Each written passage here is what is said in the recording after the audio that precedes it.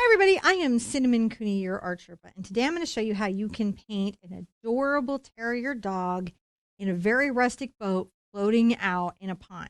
This is a great lesson for green on green water, understanding how reflections and shadows create water effect, learning the patinas and rusts and effects of something that's like been outside a long time like this boat, also creating animals like and fur and all those techniques. Now this is part of a program called Acrylic April, where we meet every day and we paint something every single day in April. But of course, you can come in and just do this lesson. It's totally set up for that. To that end, on the mic is my husband, John. Hello. He's going to make sure you can see every part of this lesson by making sure the camera is zoomed in on the techniques and the concepts. He's going to make sure when I'm explaining a color mix that you can see it. But also on top of that, if you'll check the description below is a link to my website on theartsherpa.com. But there's a very specific link, and it comes to that video page. And on there is a step-by-step written out instruction mini book that is free to download. I've got a traceable reference. I have a grid reference if you need to know like the relationship of where things are on the canvas. We've got the reference painting for you to look at and a step-by-step mini graphic and other important resources for beginning painters. So whether you've come to be part of our amazing free art challenge or whether you just came to paint this cute dog, be sure and check that out because it's going to make a big difference in just how enjoyable the painting is because we all learn in a very layered way. Now, I feel like I said all the things. Did I say all the things? I think so. You guys know where all the things are in the description below and on the website and here. And so all there is to do is to come back, get your paint, get your brushes, and I'm going to explain to you step by step how to paint this dog. So let's look at the materials for today's show. Once again, it's an 8x8 surface. Because we're going to be doing that for this month. So all the surfaces will be 8x8. But well, I'm going to say it every time because maybe you just came for this one lesson. I have a wish or intention out there for you guys, which is that you get to create with support, which means that the people in your life are supportive of your creativity and that you're doing so in safety. So I'm just wishing safety for you and your families.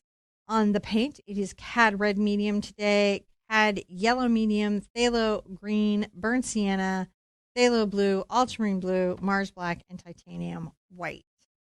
So very friendly basic palette, and we're going to just need to go to a step, John. All right. Yeah.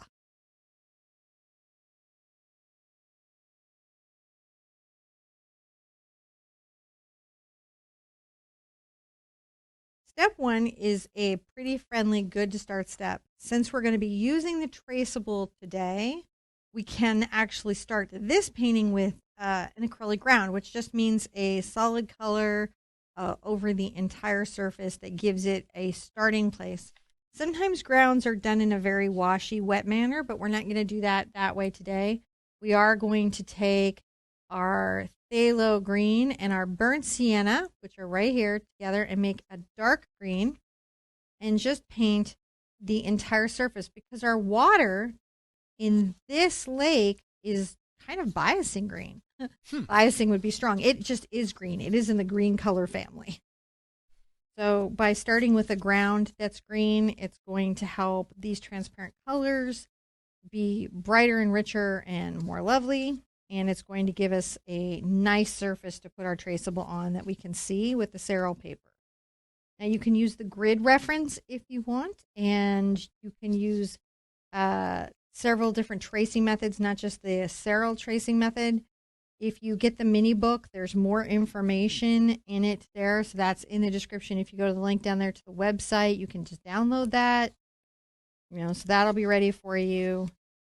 Lots of ways to get the image on the surface. I think my greater point is that once the green is painted on and we dry it, how you choose to get your image on is pretty okay. Now I kind of got to turning my canvas a little bit. So what you might not know is that I am generally doing back and forth brush strokes that are level or horizontal-ish. They're not perfect, but I'm going to be doing water. And so whenever I do water, especially if it takes up a whole field, I do think about the directionality of my brush stroke. For sure, I'm going to want to wash this brush out and set it to the side so it doesn't get ruined. I'm going to dry the surface, and when we come back, I'll show you how to put the traceable on. And it doesn't need to be solid here. It can be brushy. No, that's a good question before we go. It can be streaky at this stage.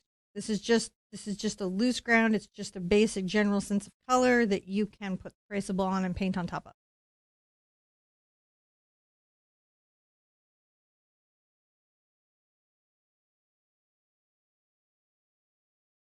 Make sure that your surface is fully dry and cool before you begin this next step. Now, I'm going to use a product called Acrylic paper. It's listed in the description down below.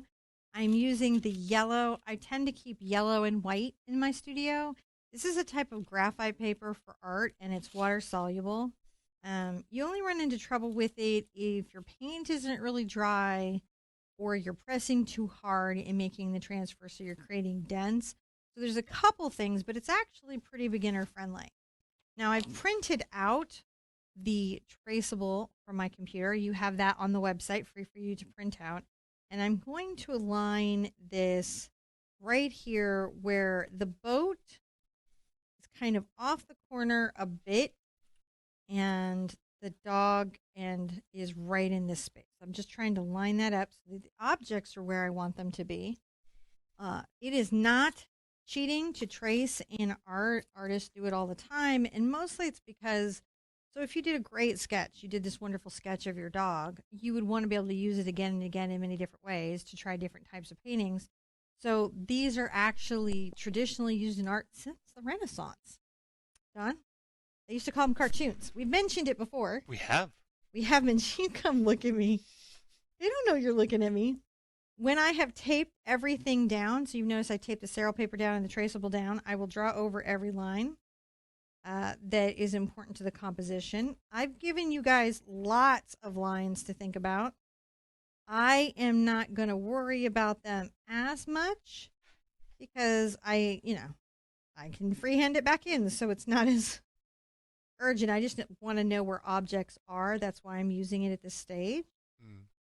Because I'm just trying to decide where am I going to put my highlights in, where am I going to put my work in the water.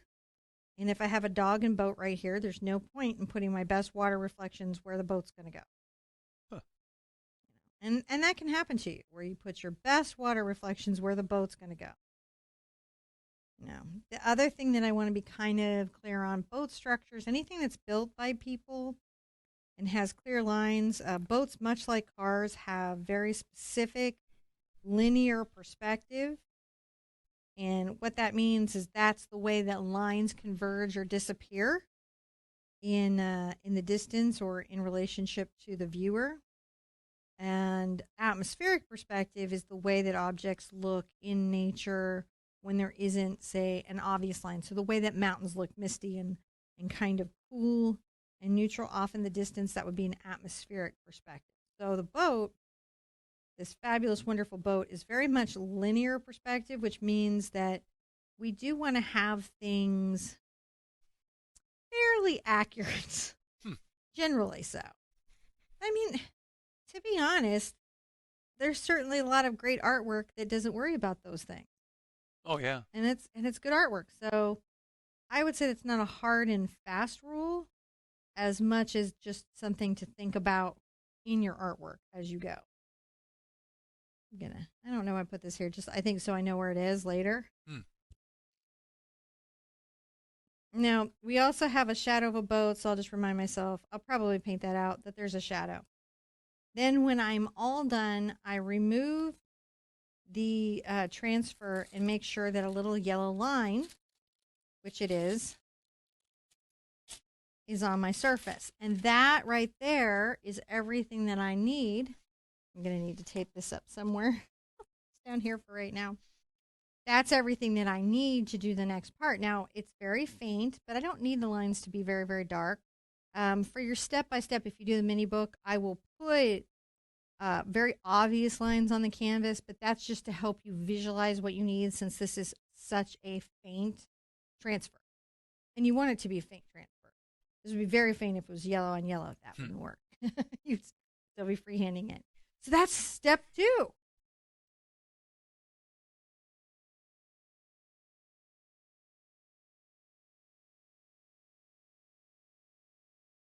Once we have our kind of image on the surface and our color ground, then we can begin to paint in the interesting values of green that we see in the pond. Now, John, some of the things that are affecting how green the pond is that, of course, there's algae and plant life and what's on the bottom of the water because water is transparent, right? But you can have algae floating in it. Also, the way light is reflecting on the surface of the water, which means the trees and things that are around the pond, and the way that the wind and atmosphere is affecting that mirroring. So some of it you're actually seeing because the water has algae in it. Some of it you're seeing because the environment is green. And when you have that going on, you get these beautiful sort of green on green Monet style ponds, which I Oh, really do like very much. That said, that means I'm going to do a couple of greens coming down, trying to create that effect. An easy part of the pond is over here, and I'm going to make sure this is a little bit wet right there. So I'm going to kind of wipe that out on my towel, make sure it's not too wet. I want my brushes to be damp, but not so wet that, fish can swim in it in the pond. This far side over here in this corner from like here to there has a very dark green. So I'm going to brush that out. I am going to stay horizontal, right, in my brush stroke. This is a lovely deep green color. Up here, it's super rich. Coming around here begins this sort of halo, though, where it is the burnt sienna and the phthalo green, but now I'm going to get my cad yellow into it and brighten it up a good bit. And then I will just very carefully brush black and blend some into the wet green paint that I already have down. with that background, this looks a lot easier. It really makes a difference because greens and yellows are super transparent. I'm still using my number 26 ruby satin bright here, right? Just a number 26 bright. What does that mean? It's a bright that is, well, almost exactly an inch across. You're just trying to find a nice brush that gives you about an inch across angle. I just point that out because sometimes it's hard to know. You have to have a brand or can you just know about the brush? I'm adding some more brown into this and I'm brushing back and across.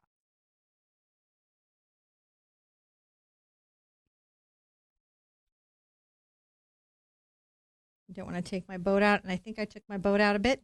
Oh, So I'll have to put that boat back in when I come back. And that is okay. That will happen sometimes when you're painting. As I come forward, a little more of my brown will get into the water, into the green of the water. And I want to blend it here, but again, with those very horizontal strokes. oh yeah. I'm going to turn my canvas, and the reason I'm turning is so that I have control over my brush stroke. I have a good view of what I'm doing.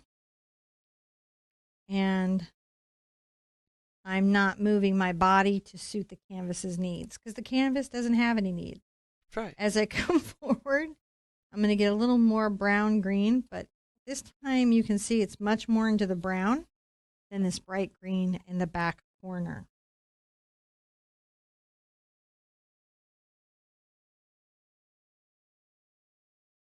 Brushing across here.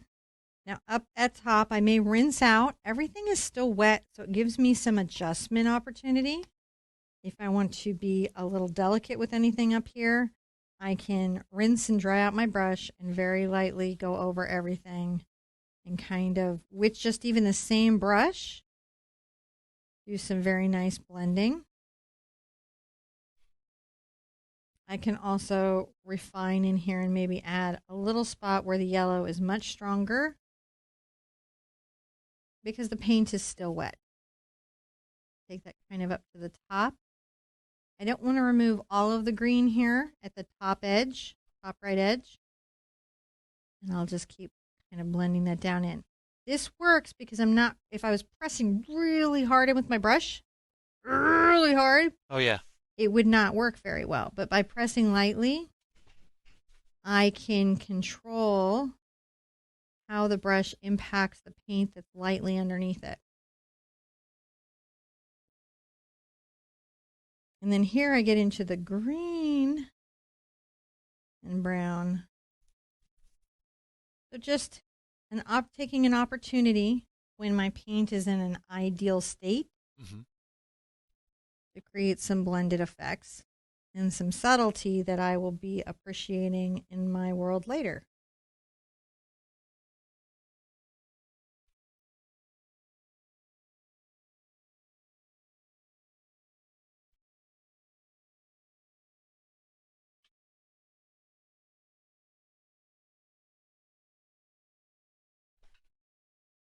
All right. Wow. So that's a very nice little blend. Make sure that it's subtle over here in that far corner, right? Because I don't want to lose that nice transition. All about not pressing too hard and finding that balance between the water and the paint and the surface, and then having that ground underneath. Those were all things that were very important. And I did that with a bright, not with a blending brush. Mm-hmm. So another demonstration that you don't have to necessarily have a specialty brush if you understand your mediums and your tools. And now I have green hands. On to the next step with green hands.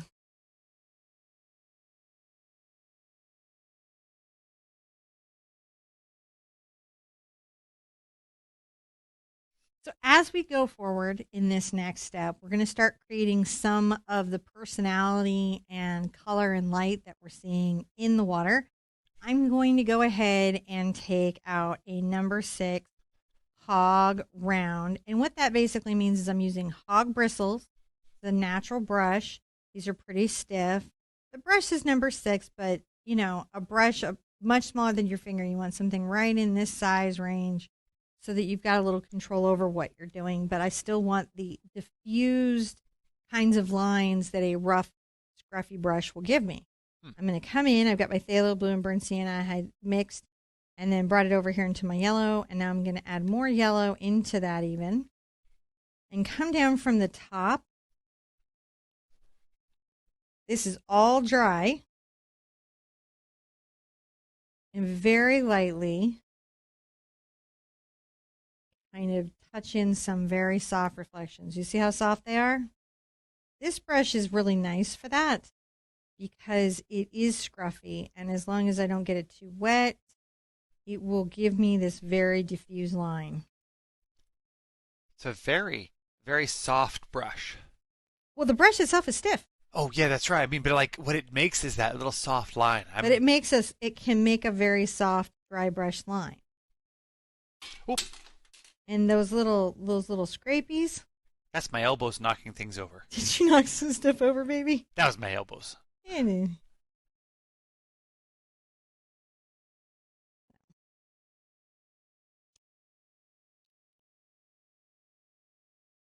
just going to bring these through here.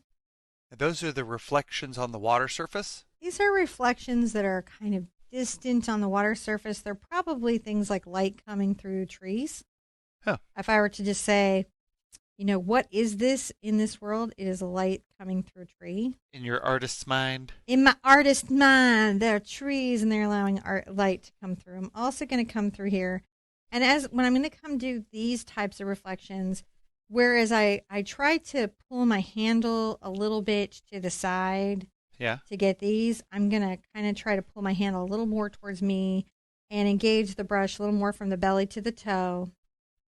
And I'm going to just go back and add some dimensionality to the water. Now, this is still horizontal. And that you think that holding your hand like that makes it yeah, it gives me a soft engagement to the surface. I'm touching more than if I just touch the toe, I get a very little amount, but if I touch the belly through the toe, I get a larger, more diffused line. Huh.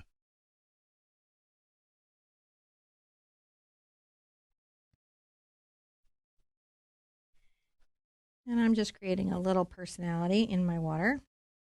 You can get a little more brown into it as you come forward. So this brown, yellow into it.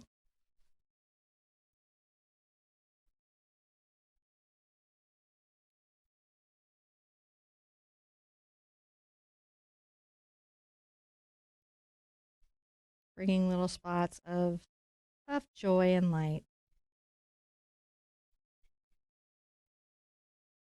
Nothing is solid, though, if you're noticing. It's very random and diffuse. Yeah.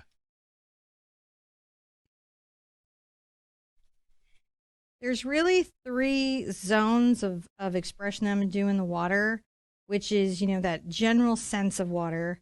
Then there's the kind of like mid-range highlights. And, well, I guess it's four zones. And then if you count the first zone, then there's, who can count? This is why I don't even So do many zones. so many zones. So basically, I'm doing that first field of water, and then I'm going to come in and create this sort of mid-tone highlights. Then I'm going to come in and create a deeper shadow, and then I come in with a bright sky highlight reflections. And that's what's really going to tell my brain and the viewer that this is, specifically water.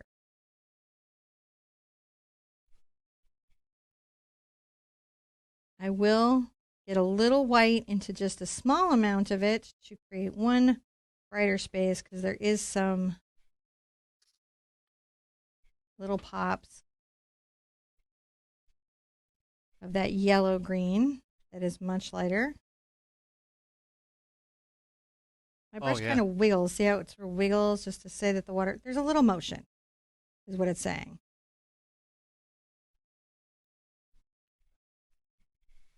You want just a little bit sometimes. Coming towards the bow of the boat.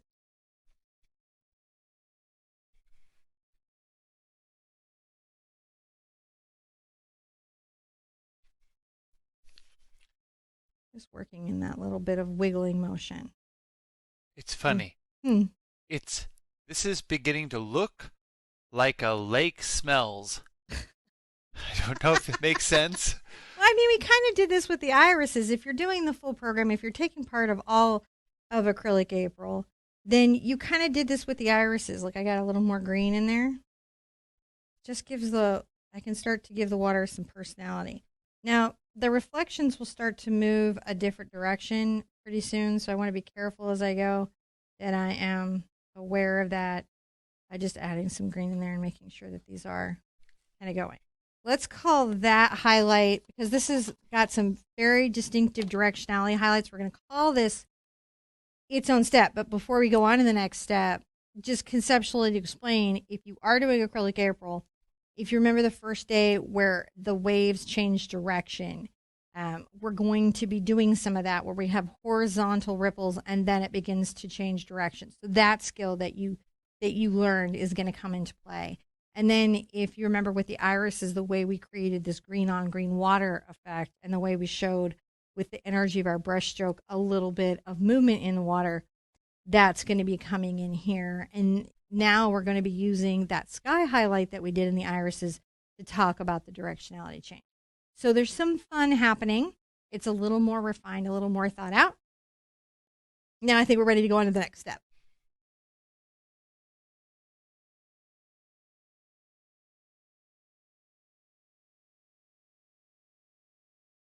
So now we're going to put in our shadows that really are going to help our light create some definition. Not every shadow, but like a lot of our shadows are going to start to go in now. These are some deeper, darker values. So I'm going to take my green and my ultramarine blue together. They create a very deep color that really captures that sort of forest feeling. And we're going to come back up here to the edge. I may turn my canvas a little bit for my comfort, guys.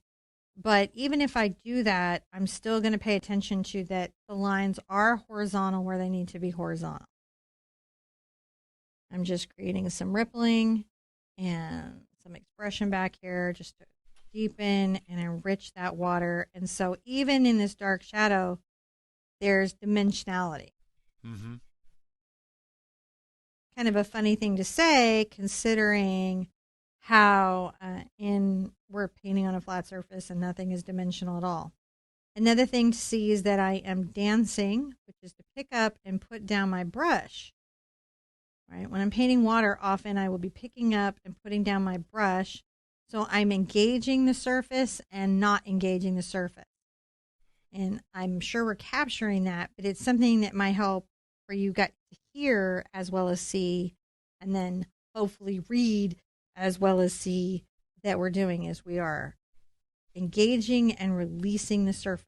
Now, there's a moment where the water is going to kind of start to change direction, and it does in an interesting sort of way. I'm a little more into the green brown here as it does that, so I'm coming up. I haven't rinsed out. I don't really need to rinse out.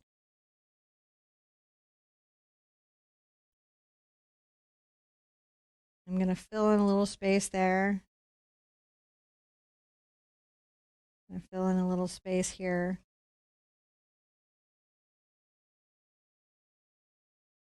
So how I'll move the kind of directionality diagonal is I will keep going back and forth in a horizontal stroke, but then kind of come across diagonally.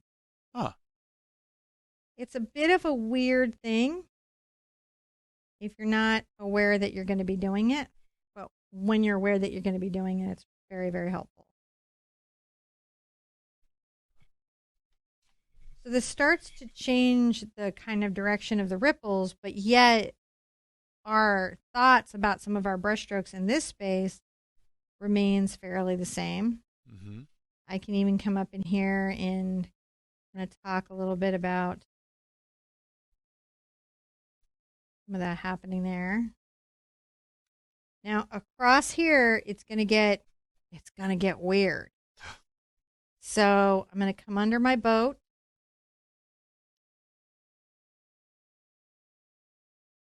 And I probably will be doing some coming back with a chalk pencil and redefining this, and I'll show you that when I do that. I'm going to come here and break the shadow a bit in the ripple.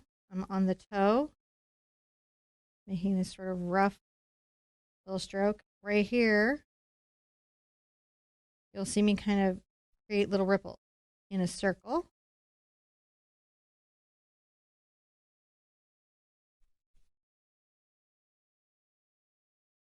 It takes some concentration. Even I'm concentrating right now. Yeah. Why is this happening here? The boat's pushing the water forward, changing the direction of what's happening. That's how you're talking about the boat's weight and mass and motion in the water. You're wondering, why would I do this for any reason? It's so hard. Because you're trying to tell the viewer that the boat is floating, not unpeacefully, right? Because the ripples aren't ginormous. They're not, specifically problematic, but they're definitely there. The shadow talks about the boat's weight in the water and the way that it's breaking light. So that's an important thing to put in, isn't it? Mm-hmm. Now this is the shadow kind of both deep in the water and on the surface of the water. Yeah, and we have to kind of speak to that if we want it to feel like what it is. And, if you want it to be like a super photorealistic piece, which isn't really great for, the daily painting program, but is perfectly fine in your individual project space. What you would do is you would use references and you would slow down and you would really observe how the water is lit. Right? And try to duplicate that as closely as possible. If you're working in the painterly space as we are right now, we want it to feel real and authentic, but we also aren't trying to hide that we're painting. Because we are painting. And that's kind of that, we talk about that painterly quality of some works. And you really gotta find your way through in that.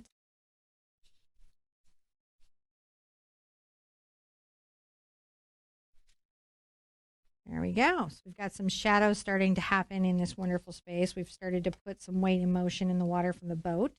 When we come back, we'll put the kind of bright sky reflection that's so bright and makes it so much look like sparkling water that's rippling across a surface.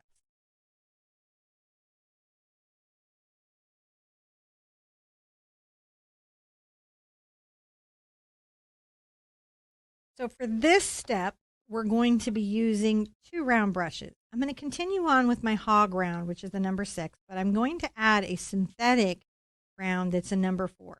The reason that I'm going to use both is because I like the rough, diffused lines and expression that this one makes, but I want clear, crisp lines as we come forward. This is going to be a 2-brush segment. 2-brush. 2-brush. 2-brush. So I'm going to pull a little bit of my white out, and I'm going to grab some of my ultramarine blue. This is a great way to talk about sky on water. Sky on water is often almost nearly white to the eye. It's just a little bit kind of off. And back here, so light. I want to talk about some distant little light. I'm barely touching. It's that softly engaged, but yet not too engaged touches that you do. You see how that's going? And immediately it starts to look like what it is. I turn my canvas only because I turn it a little bit this direction, only so that I can still keep going horizontal, and then skip touch these strokes, and engage and release. Now, maybe behind here, coming behind him, and I'll bring this into him a little stronger, is perhaps a bigger area of reflection. And what that would mean is that the sky, maybe the foliage is open and is letting the light shine down. However that's happening, you've got a little bigger area of reflection. Still a little out of focus. See how that's going. This is all. I like the reflections here. They bring me a lot of joy. This is, again, the horizontalness is important. I am, even though you see me angling my canvas here, I'm keeping the lines themselves horizontal. I'll put my T-square on so you can kind of understand what I'm saying. So even though I'm at an angle, right, I am trying to think. Level water. Leveling the water. And, the T-square is a good thing that you can do if you're struggling, if you find that you're going diagonal in your painting of water. Like it's just starting to wander on you. Because it will. Wonder, wonder, wonder, wonder. I used to have a funny song about that. My daughter's actually musical. I am not, but I will sing anyways. Told her I have a song in my heart. Now coming back here, still a little diffused. We can bring this in.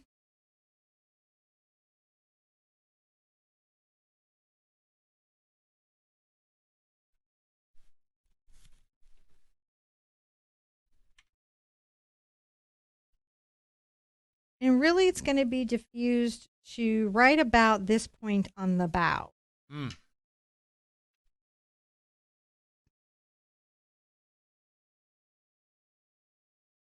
I'm very lightly engaging. I'm definitely dry brushing, which means I don't have a lot of water in the brush. I don't have a lot of paint loaded on the brush. Yeah. I'm just sort of skipping the brush over the surface, lightly kissing it, lightly being here. And that it's the brush that makes it kind of diffused. Yeah. It's not making a crisp, sharp edge. Right. A little bit of a kind of fuzzy it looks edge. soft, but it's not. It's also crispy. Also that. Yes, it's so weird, right?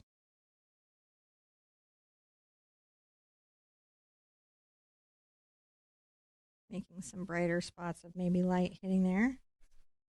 And I want to come around, and every once in a while you want to catch little dots.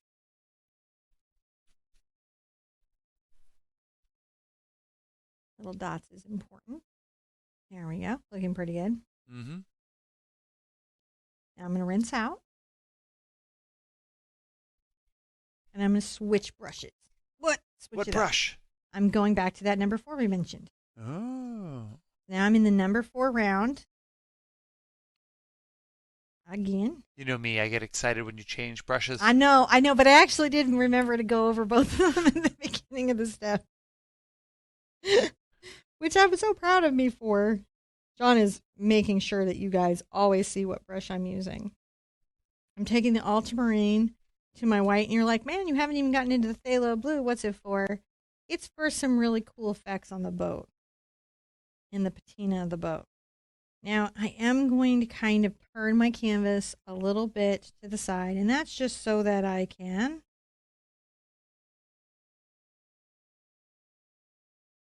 get a very good effect. And you can see that this is definitely different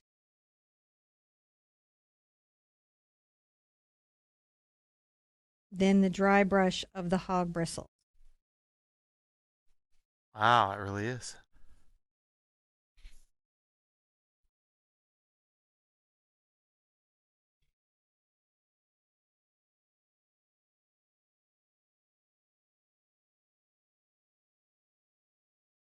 And I will be even kind of quieter maybe through here because, again, it takes a little concentration.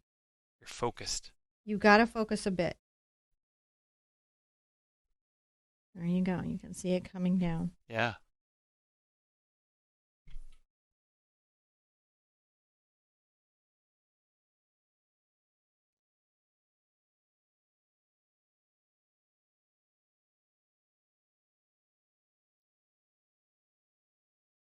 Now,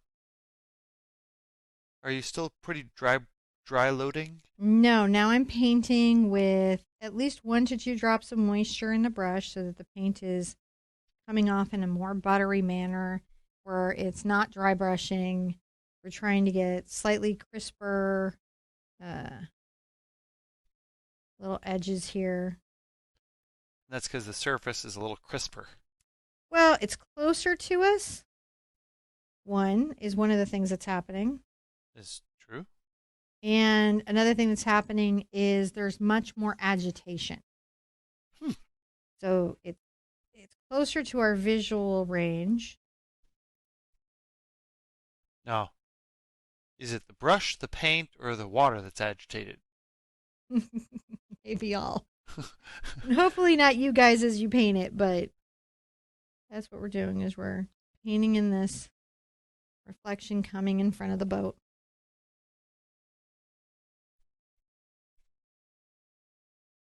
I have to get a drop of water every once in a while to improve the flow. Make sure I mix up some blue and white.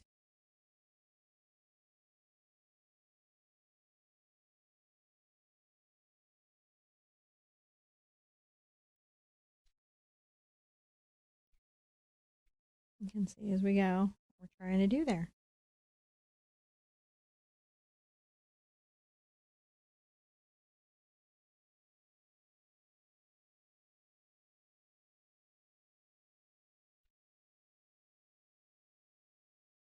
Now, if you remember down here, we had some like kind of rounded ripples, so we can kind of get into that with this. Yeah. So those ripples a little more rounded.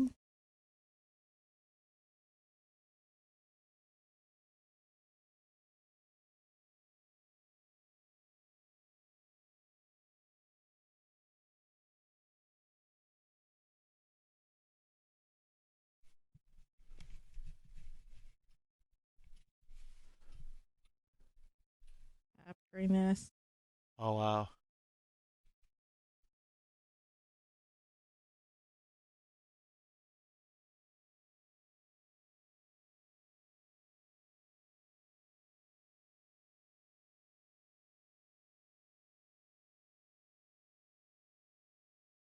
Making sure we're getting that essence. Mm-hmm. And the only reason things are changing directions is the boat is pushing the water. That is what we attempt to capture.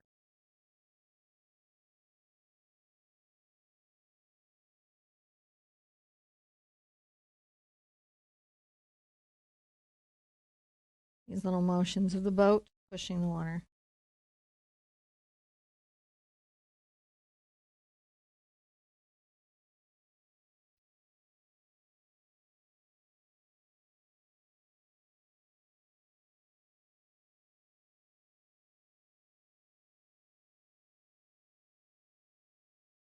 You know, when you're real close to it, it's hard to see what's. What's happening? Yeah, then you start to back up, and it's like, oh my gosh, you can see the lake water and the reflections. And what's really, really happening? Yeah.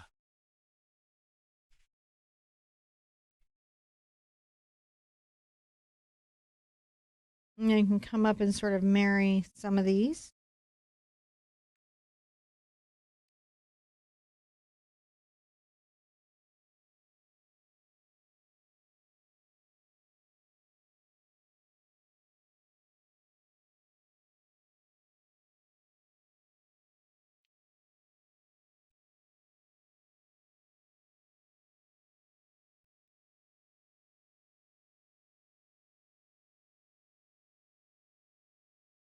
I like come along on just the toe of the brush and create some fine lines there Mm-hmm. in the water, just talking about how things could be pushed or moved or, you know, expressed.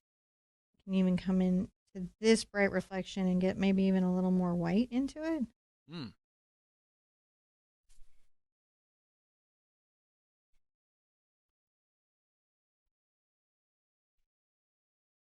Not painting out the blue, just adding some pop. Yeah.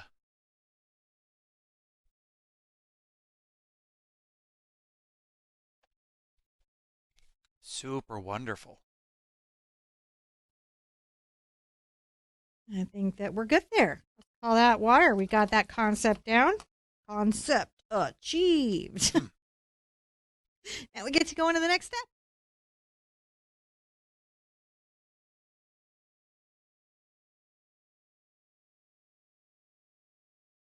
So before I go on to put in the boat and the dog, I want to sort of look at this space and make any adjustments with lines and talk to myself a little bit about it visually, but I don't want to make any marks that I have to live with forever. So I'm going to use a white chalk pencil.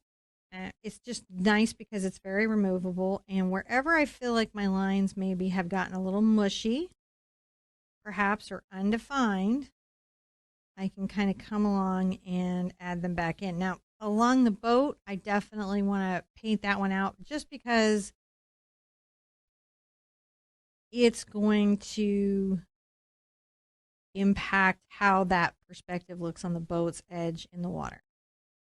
That has to be definitely taken out. But for the purposes of right now, Just adjusting and getting a little more of that sketch in so it's yeah, easier I'm to see. needing to put this back in and seeing what we lost when we painted it out.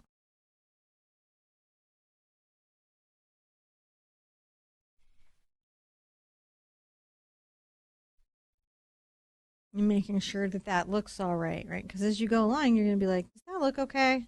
Mm-hmm. Does his little, does his ear, look.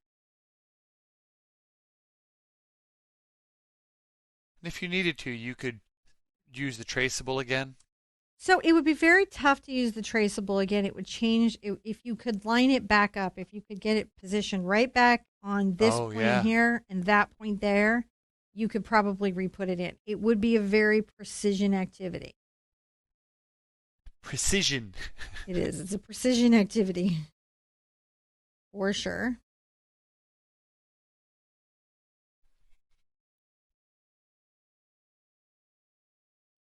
I can kind of come in here and remember I've got this little dog. Now, if you're doing your own dog, if you decide to change this drawing to your dog, how I would do this is I would pose your dog in the exact same position, same angle, gently and carefully with respect for the animal. But Mm-hmm. pose your dog this way, and then you could just add him in the traceable. You could create a traceable of your dog and then add him in. If you were feeling like this dog is fine, but I like my dog better. I know that even in our own moderators in our community, we have a lot of people who really love their pets. So we'll be like, this dog is super cute, but it's not my. And you can put your dog in. You can put your dog in. Or your boat. Or your boat. You can put, Just understanding how this happens can be very, very useful. And I'm going to lift this up so I can see vertically to me just for a second. And the reason that I do that, guys, is that sometimes when you're working horizontally, you can get a little lost on the perspective. If you can't lift your surface up for whatever reason, you can take a picture with your phone and it'll give you a similar effect. You just want to be able to see it from a straight on perspective. Now I'm going to come in and paint in the boat. I think I'll take my number 8 cat's tongue to do that. You could use a filbert or a round. I just want a slightly bigger brush so I'm not having to paint so long because all I'm doing right now is blocking in. And by blocking in, I'm going to paint in the rough values of what I have. I'm going to take a little of my brown and a little of my black and start to paint in the base of this rusted boat, patinaed boat, with these colors. I'm going to have to put up some more brown, but I can use my black down here because the boat where the water touches it tends to be darker. And generally, even you'll notice around a pond or space, if wherever the water touches a rock or a tree or a boat, darker. Not always, but enough where you're going to be surprised when you don't have to. I know I also kind of want a dark shadow here. I can put that in right now. At that angle. Mm-hmm. And I can come in and put a little dark shadow, a lip, right, under him. These little things that you can do to sort of speak to the boatiness of your boat.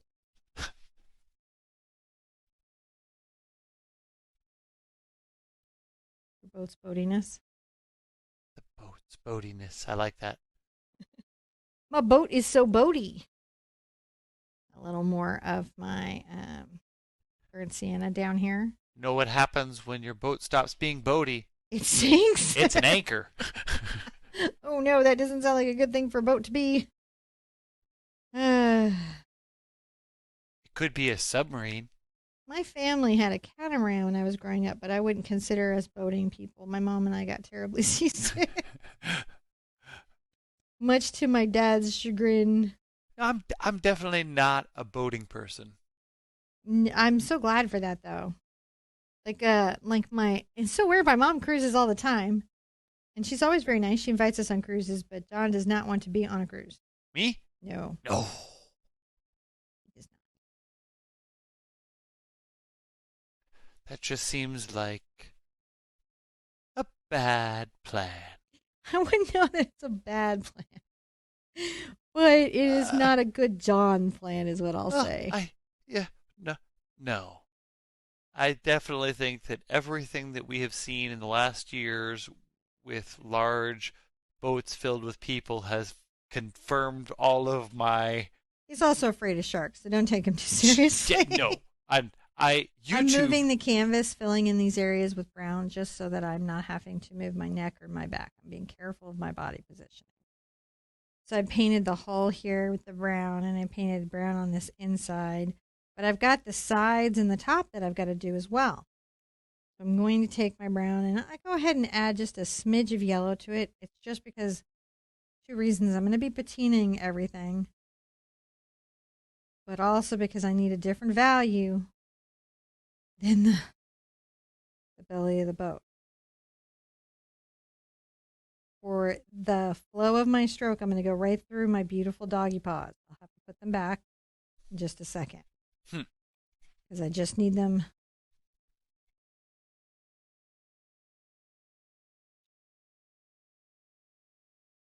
And on the inside here.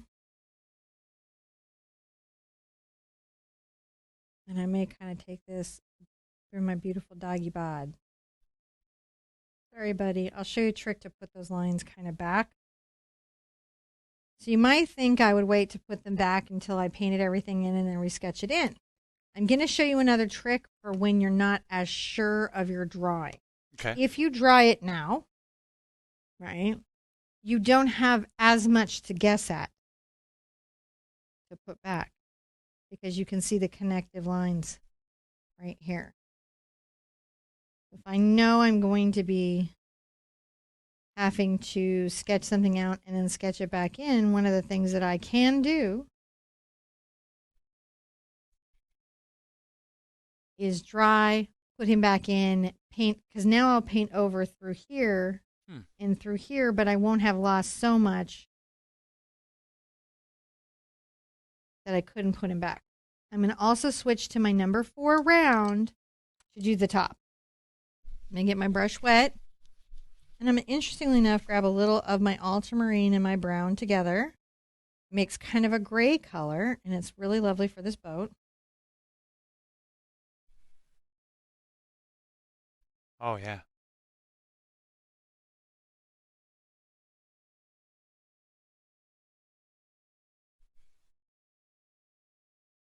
Now you see I have another little part of him I have to put back, but not so much that if I weren't somebody who regularly drew dogs that I couldn't refine my way. Mm. Sometimes as a new artist, you want to think of strategies that just sort of help you deal with what you don't know yet. And try to frame it as I don't know it yet. Don't be like, oh, I don't know anything. Like, I don't know it yet. I'll know it. I just don't know it yet.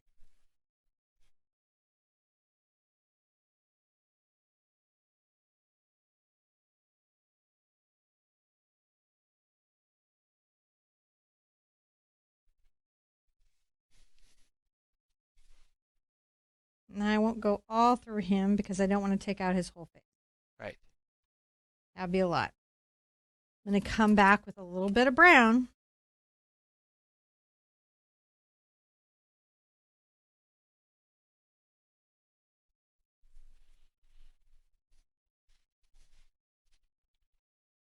That was a little bit of dry paint that got caught in my brush, and I just picked it up with the toe of my brush Mm.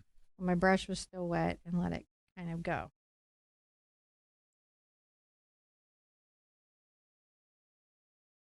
Just being precious a little bit, and that's okay. You can. The other thing that I'm going to do before I go on to any other steps, I'm going to make sure my water looks real good kind of next to the boat. Mm-hmm. Ooh, that really does make it pop.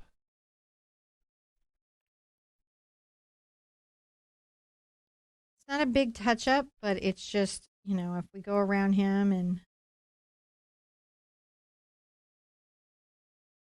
make sure that the water right there is looking good and kind of glowy and nice. Okay? So let's dry that, sketch him back in, and come back and continue on with the next.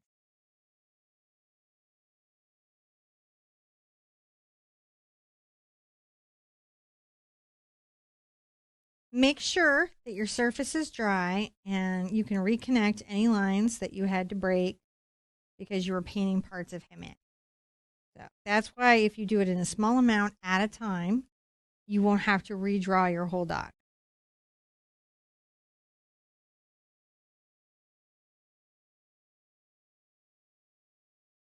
And I'll make it a little bit easier. And it's almost like he's kind of like a negative space dog that's right here. He's a very positive dog, so Yeah. it's okay. So now I'm going to create some rusty patina and value on the boat, both of which are fun. And I'm going to begin that by creating orange. I'm taking my CAD yellow medium and my CAD red medium together, and then we add a little brown to it. And this will start to be the rusty elements of the boat. Now, I don't want this brush to be too wet, and I do want everything I do to be a little bit of a dry brush.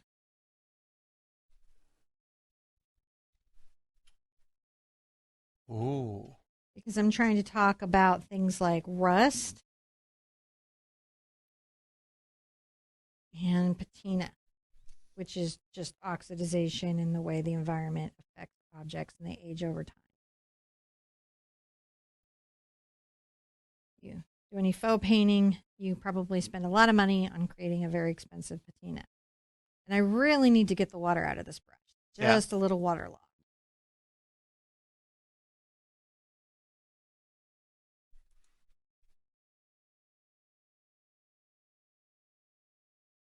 As I come down lower, I will get back into the black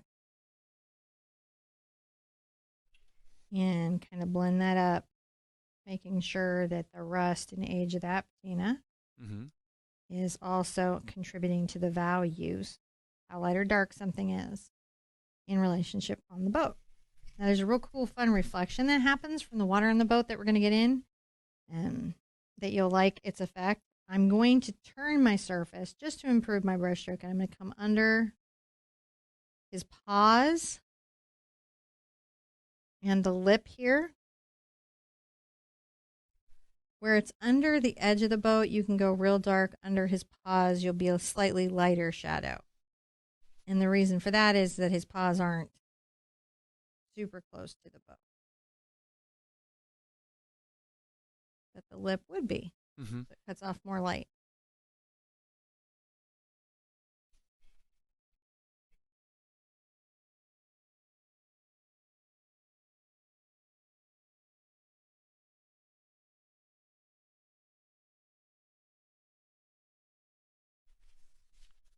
Oh, yeah. Very nice little patina, and you can always come back in and get a little more.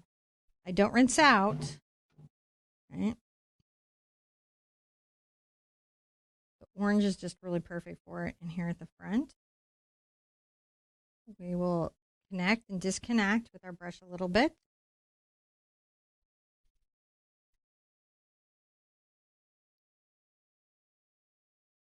Like right here is a nice place to put kind of some light value. There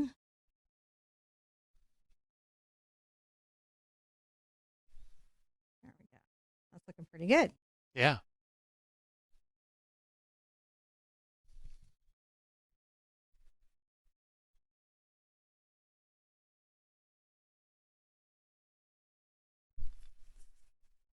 Add more red. Come in and get more black. You've got room.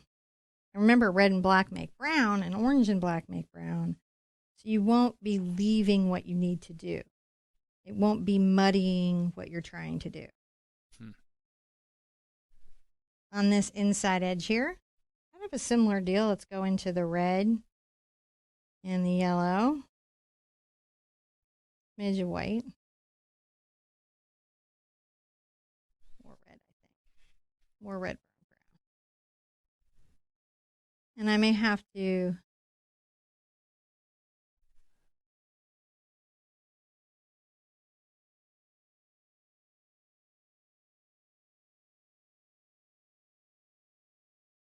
there we go.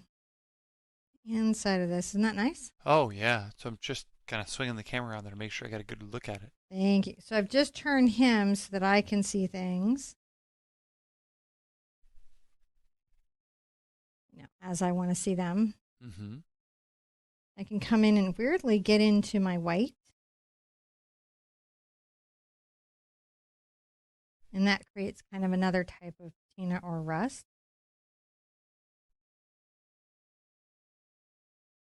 My pressure on my brush is very light.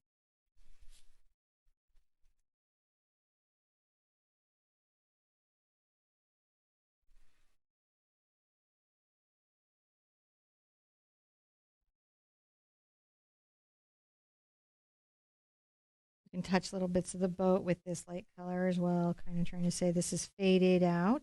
Mm-hmm.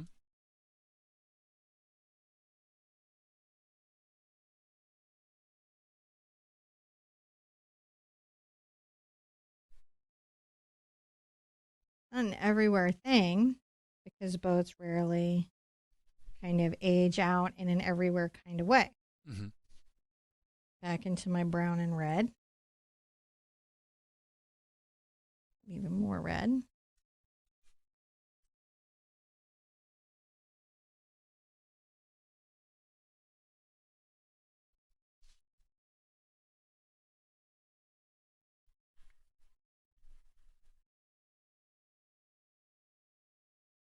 Getting a little patina going here.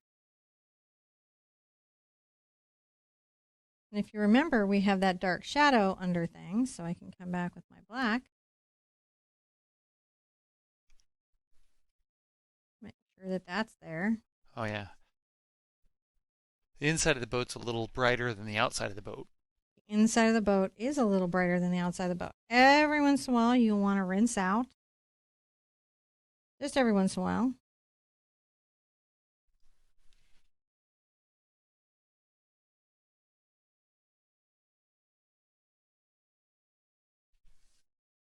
Another place we want to put kind of a brighter run of color.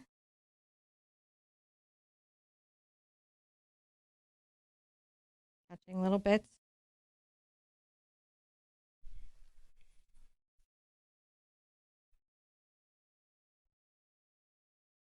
So what this almost is, in my mind, Mm-hmm. and probably in most boaters' minds, is this is all the times the boat's been painted, and then it peels, and then it gets painted again, and it's pulling off, and all these crazy things are happening to it.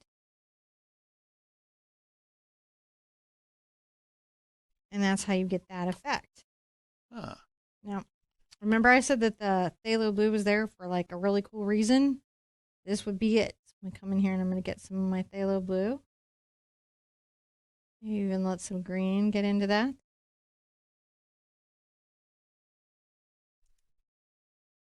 In a couple places, you're going to touch this with some blue to represent the blue paint that has peeled off.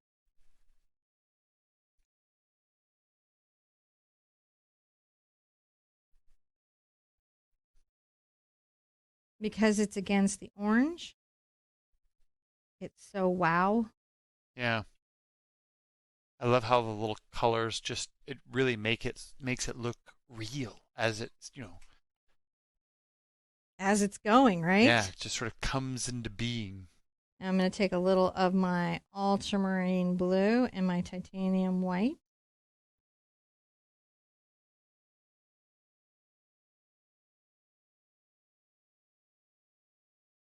Here at the base of the boat.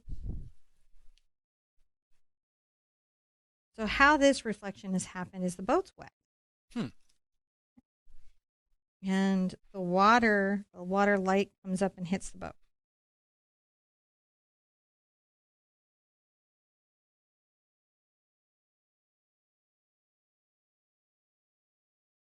Just where that little area is. I'm going to rinse out and get my number 4 round.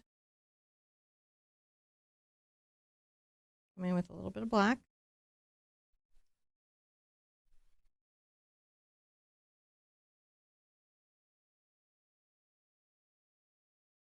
Make sure there's that nice sharp line.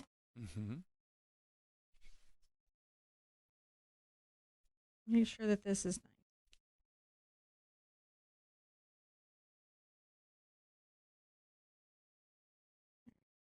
That ripple on that edge of the boat is looking super, super good. You can put some That little ripple really is. glistens. Just a little bit of glistens. This has a patina up here too. I have to decide if I want to put the boat tie in and how I want to patina it. Let's come back. Let's take this in and then come back and patina that top edge.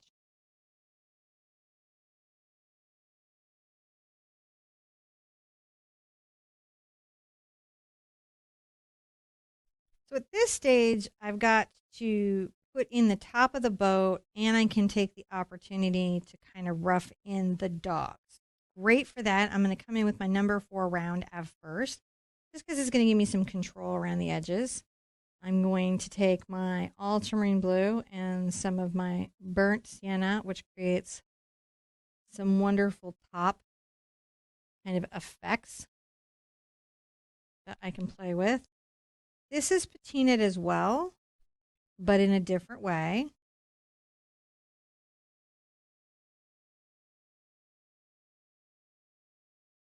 And I want to get a nice base so that when I start putting that in, it looks really good. Because we can put it in with our rough brush, Mm-hmm. but we've got to get a good crisp base in to be able to do that. You can see I've taken some blue and stuff into here. And while I'm here, I'll come back temporarily to my number 6 round, which is the hog bristle. So I'm gone from my synthetic round to my hog bristle. I come here and add some white to my brush. The brush is quite dry. It's still got a little blue on it, and I'm going to tap out some rough wood effect.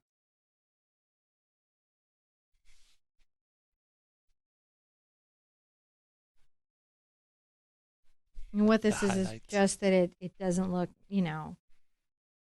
completely crisp and edgy the way that the round synthetic will give you.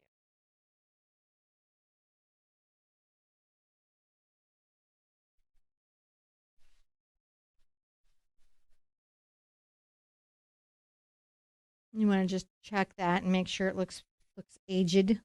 Mm-hmm. Like, you look aged.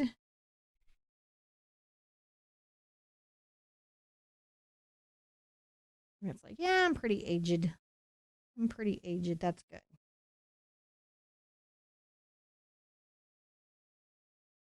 Good looking boat.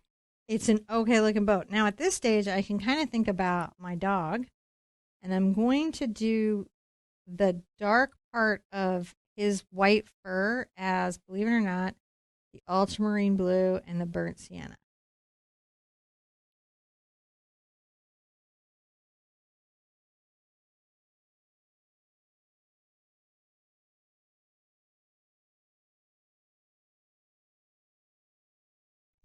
Just put that in, using the toe of my brush to get that in. Brush that back.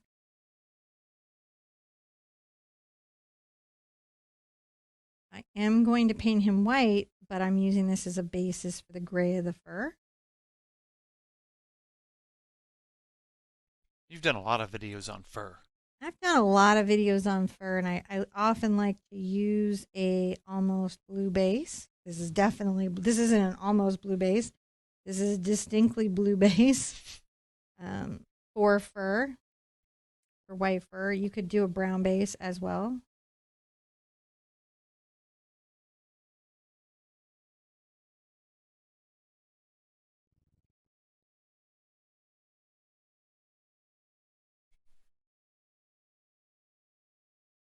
This gives us a start Mm-hmm. to speak about what's happening. As you can see, as I'm going over, the parts of the boat that he's not a transparent dog, so this will be helpful for him to seem real. So it's a type of blocking him in. Yeah.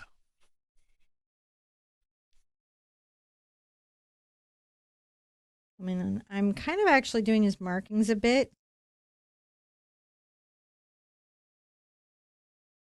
because on top of painting his value, and I'll tell you, if you do pet portraits, the big things is to get the markings correct. Like, way more than a collar or toy or Yeah. some other element of any reference photo that you're given. The markings is really what will make or break a person feeling like a pet portrait is their pet. I'll go into, I'll take a little black and brown together.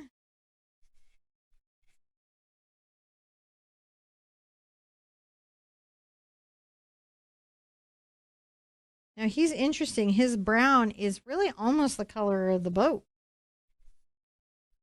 on his body. It gets a little more into the yellows up top, but it Mm-hmm. is really almost the color of the boat. So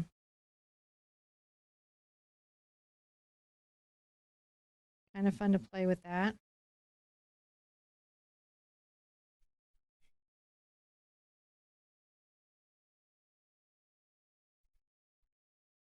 Got a nice folded over ear.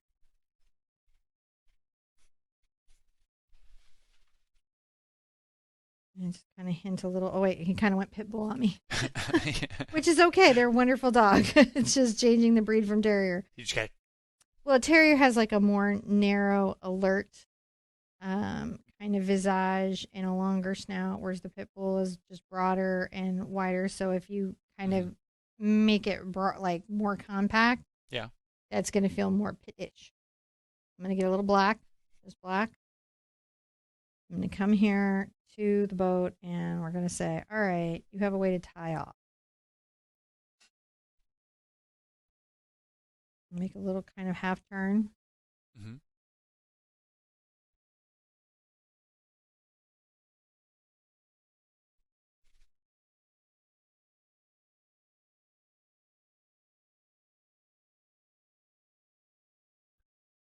That's that rope tying on thing. Yeah, sometimes weird little touches like that can make a big difference in outcomes for things. I'm going to take my black. I'm kind of on a line under the rim. I'm Number sure 4 round still. someone just screamed the name of that thing at the screen.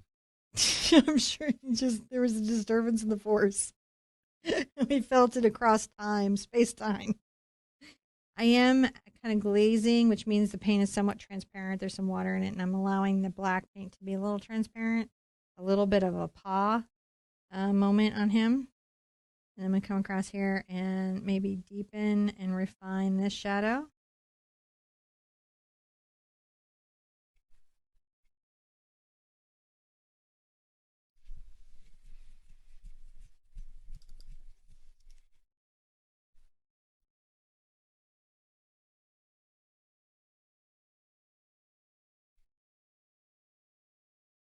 Come across and refine the shadow. Maybe a similar thing. And then just one more layer of perhaps potential patina. Mm.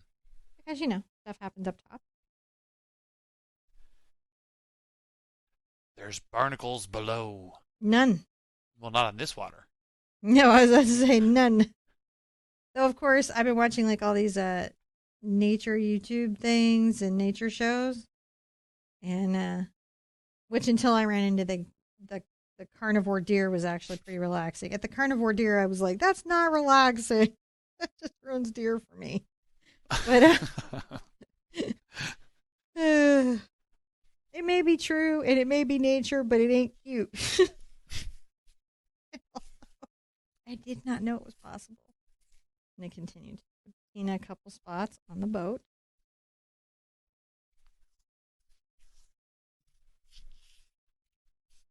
You want to just make sure that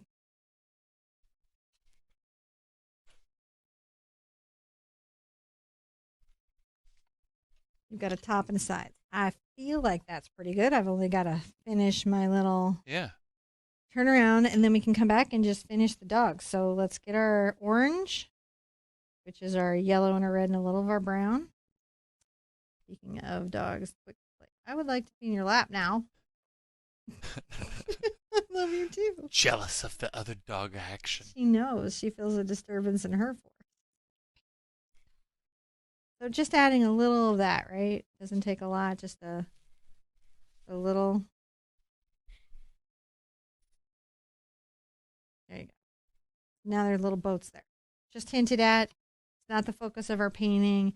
It's not, you know, the thing we've got to be like so super concerned about that, you know, we're not there. I think that also back here, looking at it, I'm going to take a little bit of my black, but as a glaze. And glaze means that it's somewhat transparent. Oh, yeah.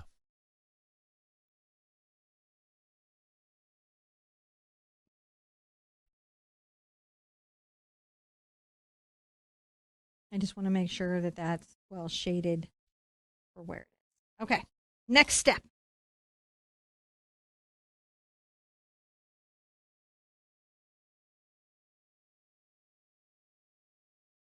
So for this last step where I paint in the dog, I've got to kind of get her overall composition and value and coloring. I'm going to take my white paint and let it mix into where my brown and, interestingly enough, my ultramarine is, which is giving me a very neutral sort of taupe color. And I'm going to come along the top of the nose and just make sure that I've got things as long as they need to be. Because if I don't get the nose long enough, like I mentioned before, we stop being a terrier and we start being maybe a pit or a dog with a shorter muzzle. Boxer. But you can see just a very little bit of taking this out here really starts to, you know, pull it forward. Mm-hmm. Coming kind of back here, maybe go a little more blue. Coming up. And I'll be playing between like this white on the toe and everything.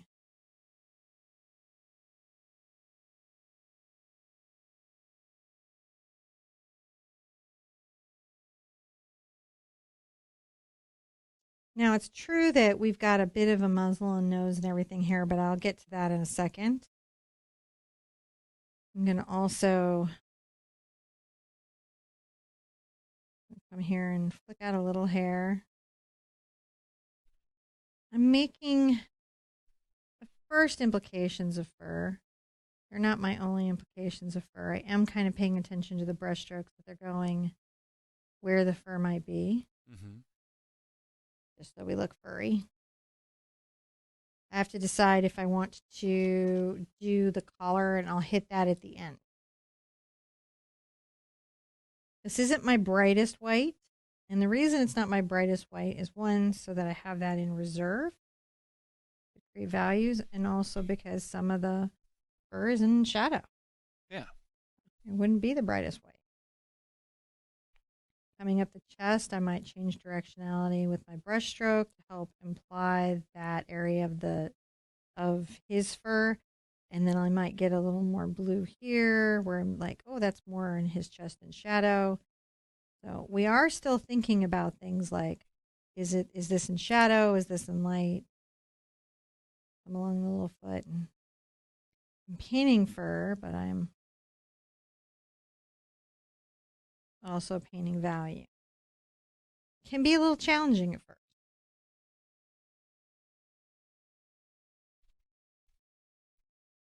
I'm here in just very shortly. Mm-hmm. And again, we have that last layer of white, which is what is we want to reserve things for. Don't take out all your deep value. Deep value is very important. You want it some places. I can always think about, the way the fur might fly or directionality, even in this rough brushing.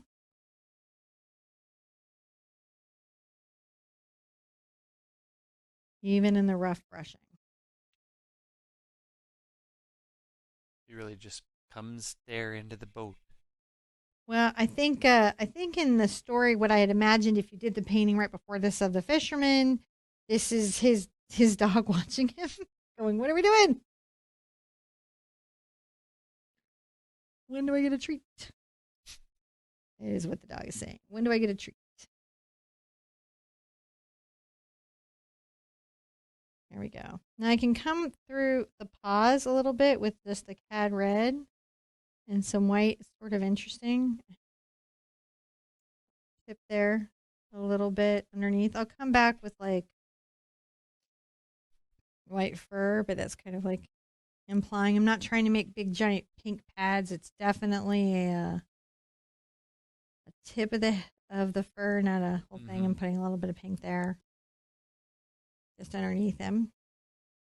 Get into our brown, and our brown is an orange, but it's very much a yellow orange with a bit of brown in it. So that's where we're going to be playing between those spaces.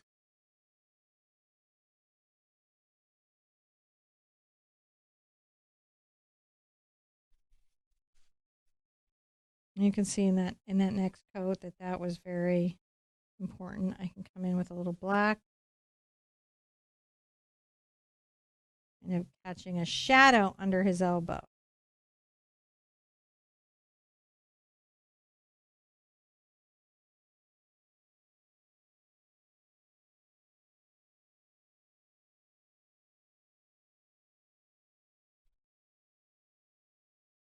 Oh, that fur just really comes in. Well, it's kind of, it is a little bit, what now? But give it a minute and it will be awesome. Come up with a little bit of black on the edge. And what you're going to see me do is I'm going to fold the ear.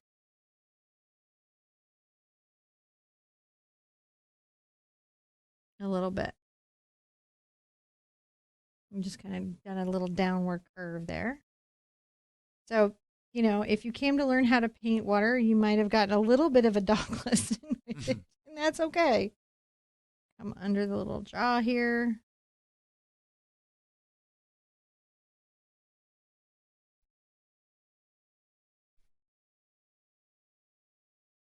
And go into my dark color. Top of the nose, very light, just on the toe of the brush. This is sort of delicate work, just in that you've got to get the shape right. Because if you do, it kind of comes together really well. Now, my 2 cents would be dry here because you've got some messy zones. Yeah, and then we come back and do a finish. And let's just break that up into a step so you can see it break down and it doesn't just layer up on you too fast. that would help. Yeah.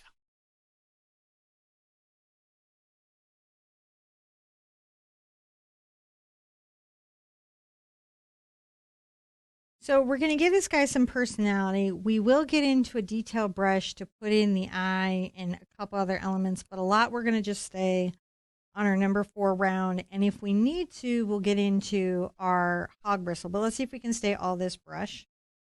We're going to start putting in some of the values that are on him. And we're going to begin with the brown fur because the white fur tends to layer over the brown fur. So I'm going to add my yellow to his brown fur mix and a little bit of white. And I'm going to come under here with a little bit of a highlight.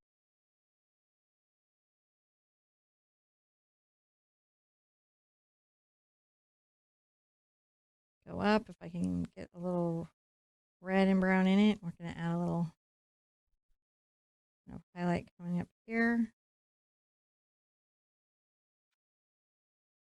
Now, in the front of what will be his eye. But we also want to be able to go into the brown and black. I'm going to pull that back here.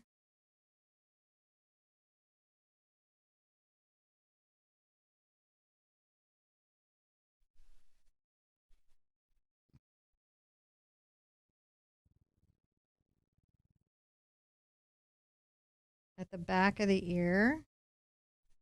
Mm-hmm. A little bit of brown and black. And I do want to capture some of the values that I'm seeing. That's what I'm trying to do is make sure that the colors I'm putting on his face are not too light and not too dark, and also don't take it out of being, what it is. There we go. That looks lovely. The ear's a bit delicate. Mm-hmm. I'm going to rinse out for a second. I'm going to do an interesting thing. I've got my cad red and my titanium white. Come under here. Just a smidge of that. I can get right back into my fur color.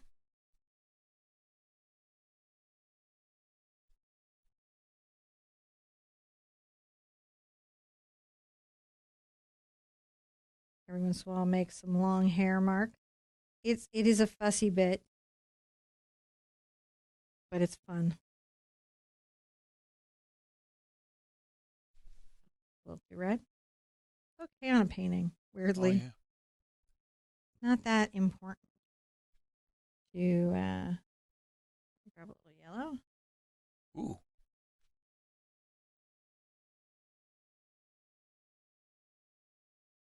We want to give him some personality. The brown and the black.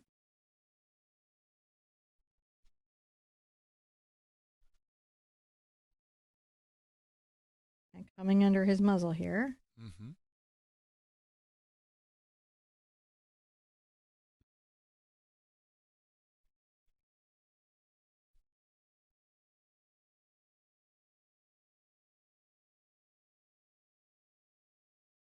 Now, where his eye is going to be, I'm going to upward line,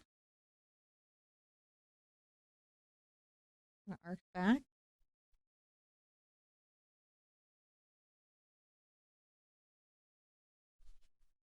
And we'll let that be there for a second because that lets us know where it is. Yeah. Got similar colors back here in his fur, so I'll definitely play with that.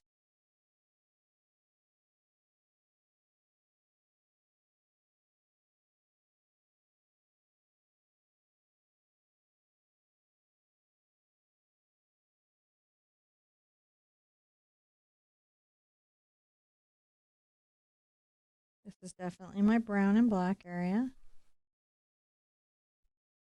And it lets me pull a few little shaggy bits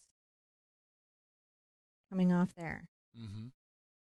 And also pull a little bit, saying he's got some pads and things here.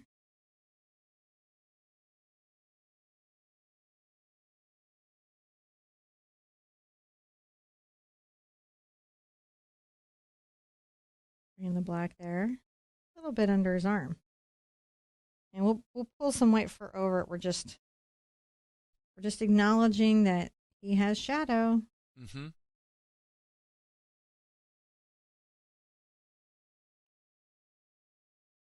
And I'm going to come through real quick with some white. The white will have a little bit of the ultramarine blue in it, but mostly it will be white. Be pretty bright white, comparatively. Mm-hmm.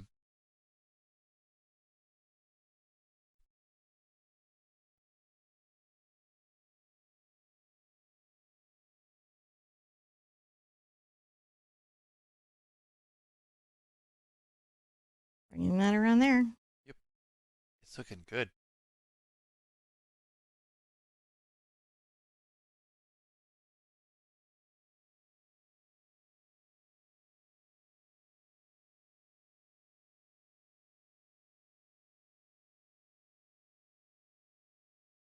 Play with those values.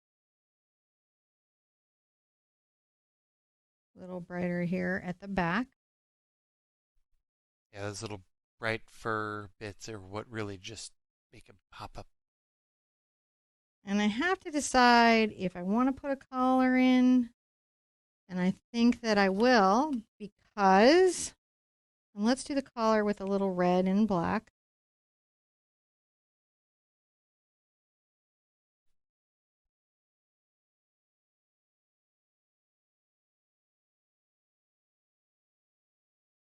If we don't put the collar in now, the fur will get away from us.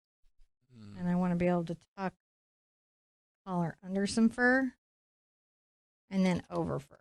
We've got some placement, some object placement we want to play with right now.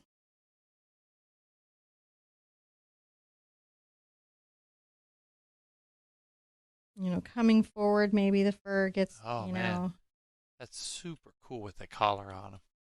Her, him, him, her, dog. dog. Coming around here.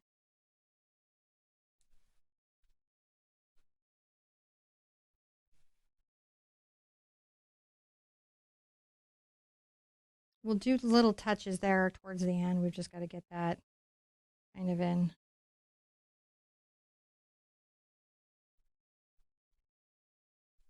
A little bit on the outside, maybe lighter.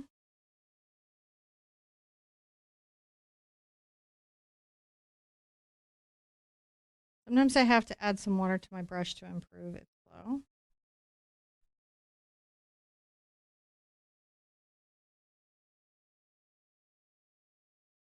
Come on the edge here and kind of flick up some little bits of hair on him, on the back. Yeah.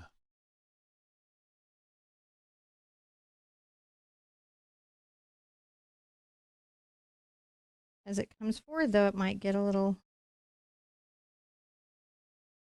darker.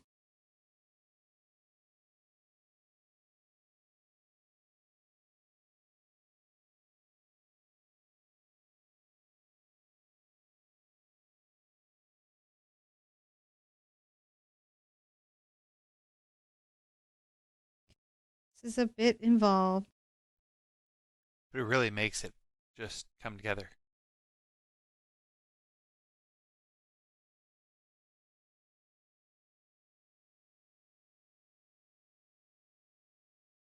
Pull through here.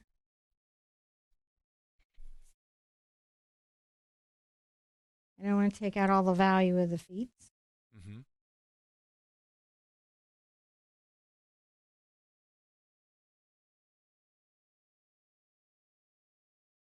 And another little highlight there.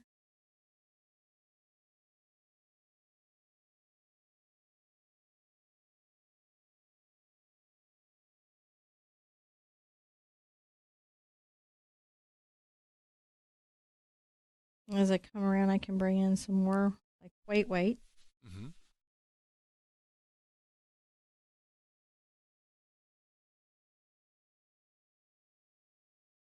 A little halo there.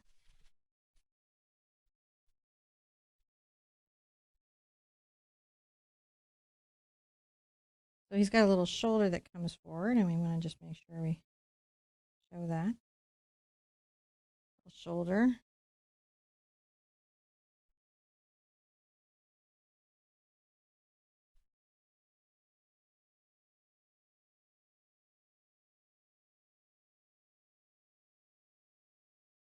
It's a bit of a fussy dance. I'm going to add a little highlight to the top of the leg. Right here. Maybe at the toe of his little foot. Mm-hmm.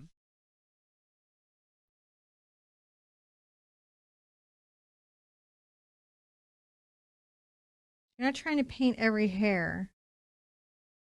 You're trying to paint the expression or the feeling of the movement of the fur. Right. You don't have to cover every single hair that has happened.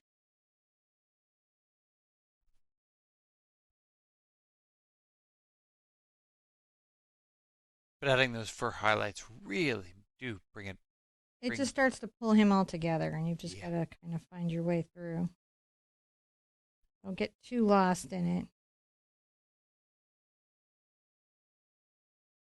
When all else fails, go fluffy. You can just get away with almost anything if you go fluffy.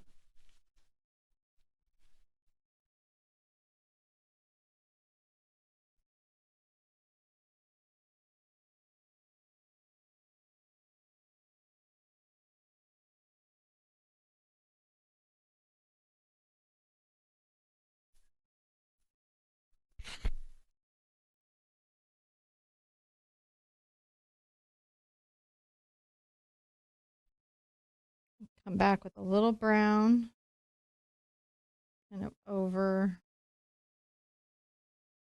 that fur there. Mm-hmm. It layers a bit. Layers a bit. The layers really bring it in. Let's bring a little of our red into our red and black. Pick up the red on that thumb. And we need to let this dry or dry it. You could even break up into one final step for that eye. Well, the eye's actually going to be one of the quickest and easiest things. That's, well, Weirdly, I know. Dry real fast. And you take a little of the red and black. And the reason you're doing red and black is so you can reserve some red.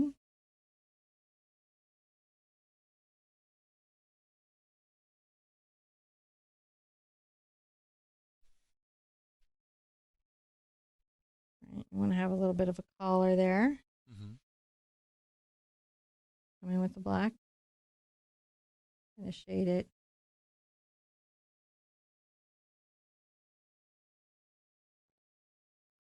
Let that have a little tiny dry. And while that's having a dry, grab your detail brush. And get into my black.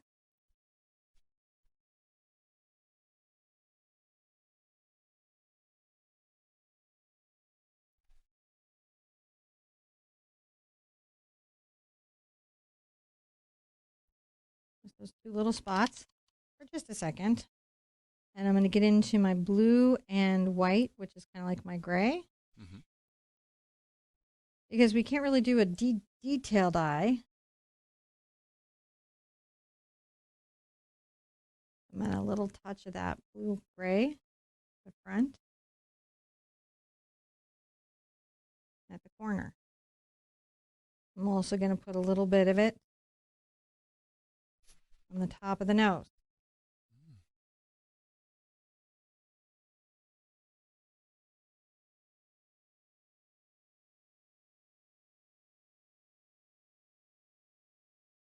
We're going to put quick buckle. So go black.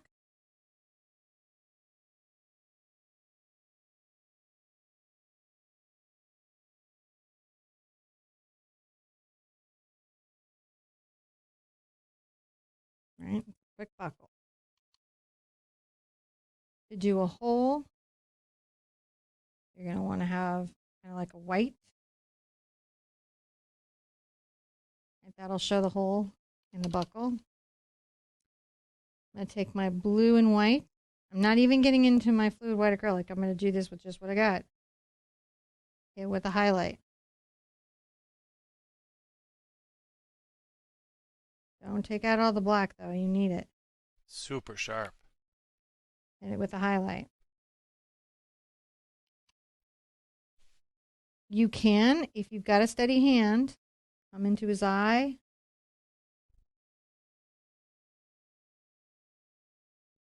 With a little brown, but only if you have a steady hand. I'm going to make sure I've got that. Yeah, I do. And then I'm going to take a little of my blue and white. Boy, and this is the steady hand of steady hands.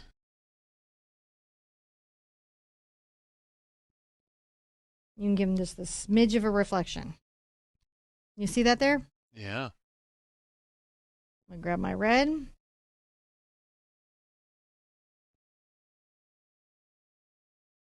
Still tone it with my black because no part of the collar is that bright. But I do want to come along the edge here.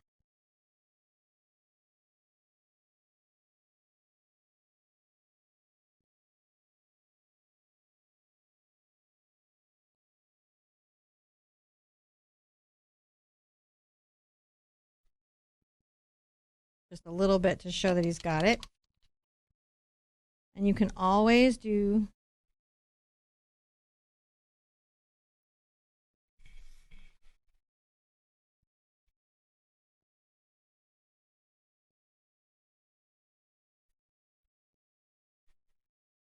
some fur details. Just a couple of places. They don't have to be everywhere.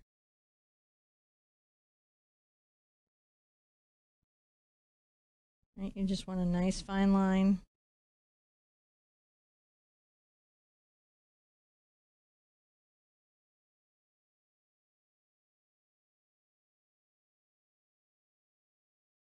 That's just on the edge there. Just a few.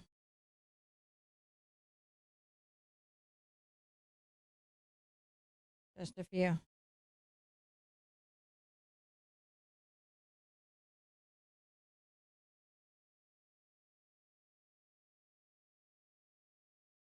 Like that little bit on his paw.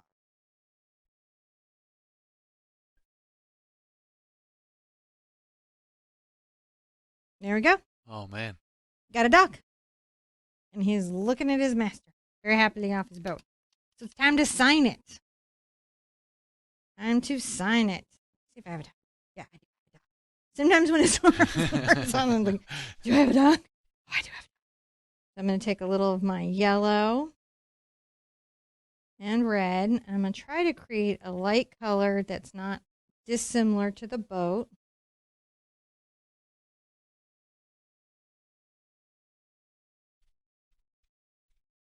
And sign down here.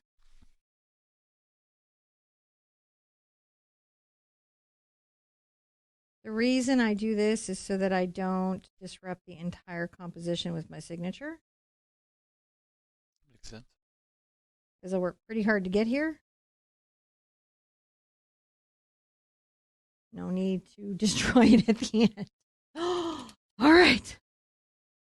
So we've done Dog in the Boat. You've learned a pretty complicated water concept and hopefully really enjoyed that process. I cannot wait. I hope you'll join me tomorrow for the next painting. I think you're really going to enjoy it. It's splashy, splashy fun. If you haven't checked it out, check out all 30 days, right? I really like this one. This reminds me of going fishing on the lake. And if you think that free acrylic art lessons in real time, explained step by step with matching written out mini books that you can download for free, and traceables and grids and step by step graphics and community and everything that's all free is awesome, you should hit the subscribe button because we do this all year. And we're going to do Acrylic April again next year. So if you're like, man, I'd like to do one of these 30-day programs, by the way, fun tip, you can take any amount of time you want with it. It's just goals, right? Not mandates. Be good to yourself. Be good to each other. And I want to see you in an easel real soon. Bye-bye.